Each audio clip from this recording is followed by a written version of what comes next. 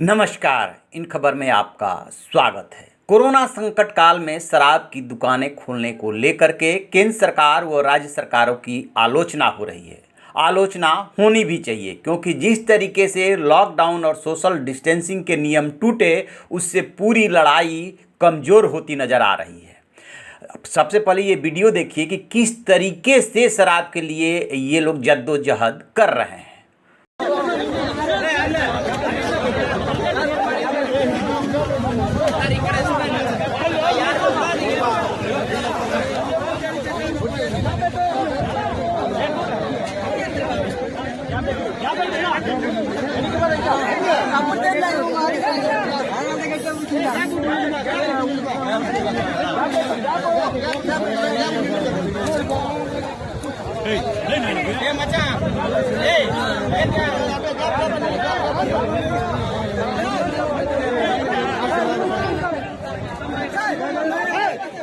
सुबह सुबह की हमारे कृष्णानगर क्षेत्र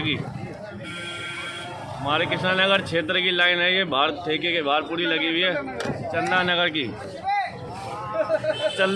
की लाइन लगी, ठेके की बंदे सारे के सारे इधर के लाइन में लगे हुए हैं। सुबह से ही 7 बजे से बंदे, ये देखो ठेका खुल चुका है। एक तस्वीर दिल्ली की है, दूसरी आंध्र प्रदेश की है। यही नज़ारा लगभग पूरे देश का है। बट ये जान करके आप हैरान रह जाएंगे कि कई राज्य सरकारें ऐसी हैं जो यदि शराब की दुकानें नहीं खोलती तो उनके पास सैलरी देने के लिए, कर्मचारियों के लिए पैसा नहीं होता। ये बात दिल्ली के मुख्यमंत्री अरविंद केजरीवाल सार्वजनिक रूप से स्वीकार कर चुके हैं कि टैक्स कलेक्शन इतना घट गया है कि सरकार के खर्चे मेंटेन करने में दिक्कत होती है। आपको जान करके ये ताज्जुब होगा कि 2 आइटम ऐसे हैं जिस पे कि सारी की सारी राज्य सरकारें अपने हिसाब से टैक्स लगाती हैं। वो है एक्साइज यानी कि शराब और पेट्रोलियम प्रोडक्ट। इन दोनों पे जो वो टैक्स की वसूली करती है, उससे उसका अधिकांश खर्चे का पोर्शन जो है वहन होता है। यदि सिर्फ उत्तर प्रदेश की बात करें तो उत्तर प्रदेश में कल अकेले लगभग 225 करोड़ की शराब बिकी है और प्रदेश की राजधानी लखनऊ में 6.5 करोड़ की।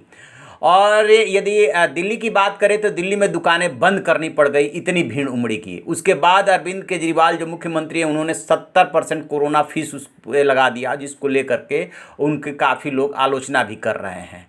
बट अब यदि आंकड़ों की बात करें तो 2019 में सिर्फ एक्साइज यानी इस शराब से राज्यों को 2.5 लाख करोड़ रुपए की आमदनी हुई थी।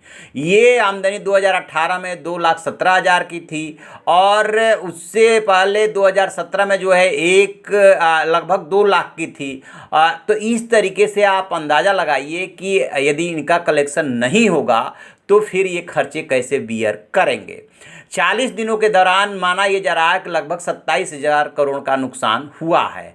और एक दिन की यदि बात करें तो 679 करोड़ रुपए का नुकसान हो रहा है राज्य सरकारों को। 700 करोड़ के आसपास मान सकते हैं और इससे इनको दिक्कत हो रही है। 2 ऐसे राज्य हैं, बिहार और गुजरात, जहाँ पे कि शराबबंदी है और वो जो है उसको बियर करते हैं, यानी कि वो इसकी परवाह नहीं करते हैं। कई राज्य तो ऐसे हैं जहाँ की उनकी आमदनी 20 से 30% सिर्फ एक्साइज से होती है। तो ये राज्य सरकारों के सामने दिक्कत है। बट जो दूसरा पहलू है कि महात्मा गांधी का हवाला दिया जा रहा है कि वो शराबबंदी के अगेंस्ट थे और वो सरकार जो महात्मा गांधी के सिद्धांतों को मानने की बात करती है, उसकी पैरवी करती है, वो सरकार शराब की दुकान खोलने के लिए इजाज़त दे रही है और दूसरी तरफ सोशल डिस्टेंसिंग और लॉकडाउन को फॉलो करा रही है। तो यदि बात करें नीति और सिद्धांत की तो निश्चित रूप से इस पर शराबबंदी होनी चाहिए। बट ऐसे मौके पे राज्य सरकारों को अपने रेवेन्यू की ज़्यादा चिंता है, क्योंकि उनका मानना है कि फिर हम कल्याणकारी कार्यक्रम नहीं चला पाएंगे और इस बीमारी से लड़ने के लिए जो रेवेन्यू की ज़रूरत है वो कहाँ से आएगा। तो अब आप और फैसला कीजिए कि क्या ऐसा होना चाहिए, नहीं होना चाहिए, और यदि शराबबंदी होनी चाहिए तो निश्चित रूप से इसके लिए तैयारी की ज़रूरत है। तो आप ऐसी खबरों के लिए देखते रहिए हमारा डिजिटल चैनल इन खबर। Thank you. इन खबर चैनल को सब्सक्राइब करें और बेल आइकन दबाना ना भूलें।